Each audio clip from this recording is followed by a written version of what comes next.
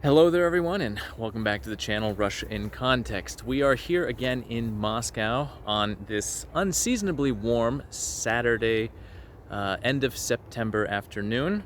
But we're not here to enjoy a walk in the park and just the weather. No, we're off to the Honey Fair.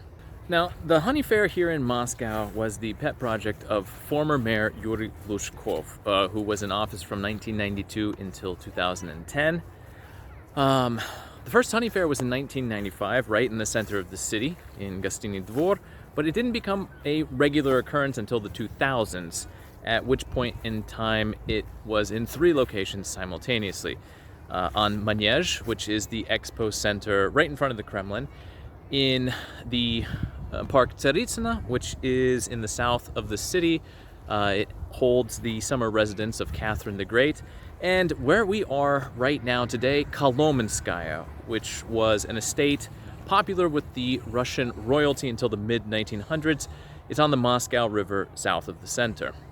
According to Lushkov, the motivation behind the Honey Fair was to stimulate Russian beekeepers, who were not doing so hot during the 1990s, and to develop their industry by allowing them to sell honey directly to consumers for larger profits, while at the same time giving Muscovites access to more fresh products. In fact, it's not just honey that you can buy at the fair, but also honeycomb, wax, and other related products. It's likely that Lushkov had ulterior motivations for the Honey Fair, however. See, the former mayor was something of an amateur beekeeper himself. Some might have even called him obsessed. And with all of his interest during his stint as mayor, Lushkov did his best to make sure everyone appreciated what he valued. For example, Lushkov told people they should emulate the bees' hard work ethics, and he wanted to release 10 million bees into Moscow forests and parks. In the modern Sobyanin era of Moscow, the Honey Fair has remained, though the Tsaritsina and Manege locations are no more because the former needed its visitor parking lots and the latter was deemed a cultural, educational information center not really suited for things like the Honey Fair. The location here at Kolomenskaya has remained, however, and on the fair's website, it says that it's not a random decision, that historically, the apiaries here served honey to the Tsar's table. I'd say it's also likely that the location is just simply convenient. There's a large open area here perfect for hosting such events, and the city has organized free buses that go from 2 nearby metro stations, Kolomenskaya and Klinovy Boulevard.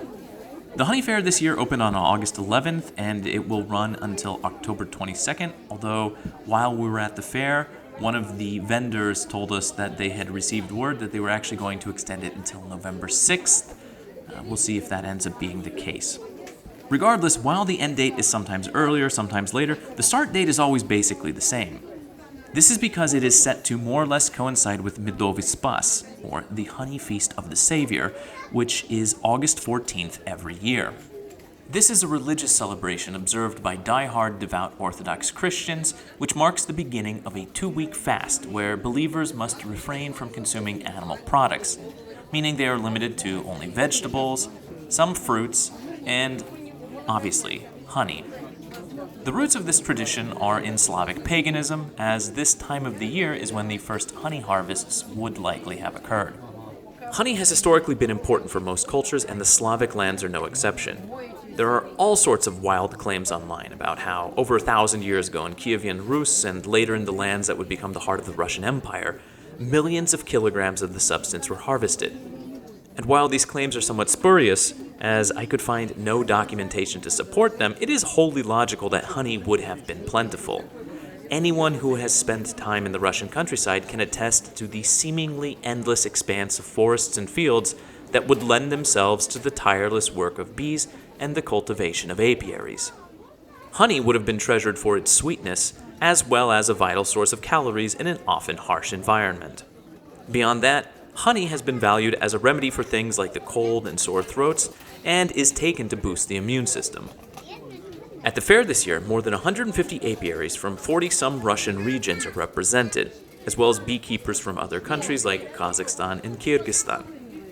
You can find over 60 types of honeys at the fair this year, with rarer types coming from the south of the country, and grass and herb types coming from the north, although according to what has been posted online, the chestnut honey is the big event this year, although I can say from tasting it, it is extremely bitter, not a pleasant experience. I'm sure it goes well with something, but I could not figure out what that dish might be for the life of me. I tried it multiple times, and it's just a very odd experience all around. Ну, это сразу там. Здесь больше 3 раза йода, чем в Кашкаде. Ну, там Прям сильный такой. резкий такой. Резкий. Да. Резкий, да. Горький тоже немножко, да? Необычный. Такими, да, даже диабетикам можно. Сахароза.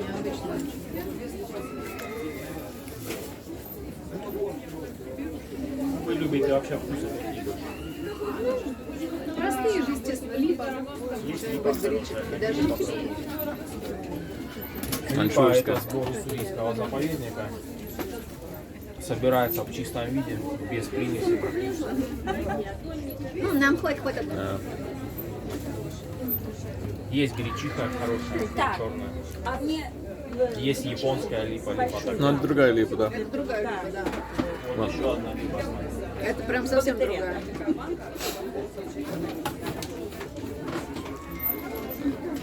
Вот эта липа растет только в Японии и в Приморском крае. Больше нигде. Всегда остается как масло белое. Плотная. Называется липа такая. Плотненькая. Уже не поменяется со временем. Всегда такой и останется.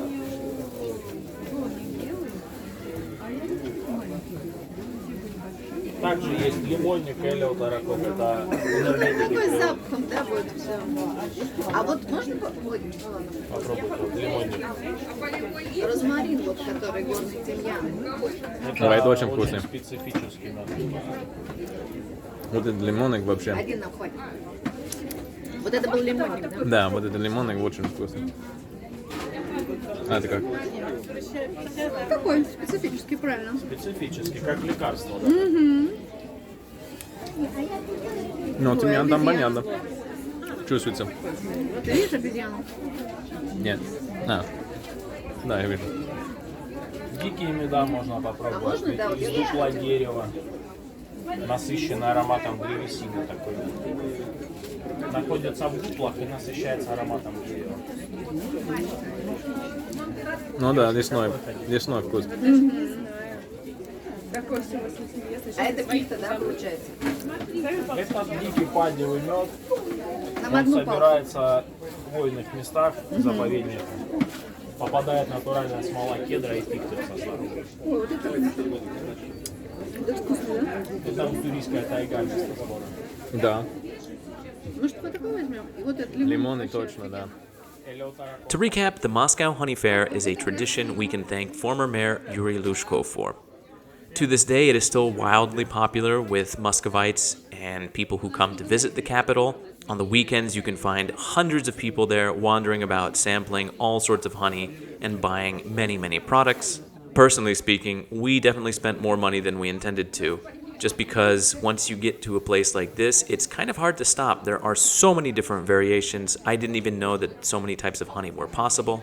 I had definitely visited the honey fair in the past, although it was well over a decade ago, and my memory of it was a little bit different than what we saw here today. As it stands right now, we have enough honey to easily get us through the entire winter, but rest assured, when the honey fair returns next year, I'll be back ready for more. If you enjoyed this video or are just a fan of honey tuning in, leave a like, leave a comment, and hit subscribe if you haven't already. This has been Russia in Context. Thanks for watching.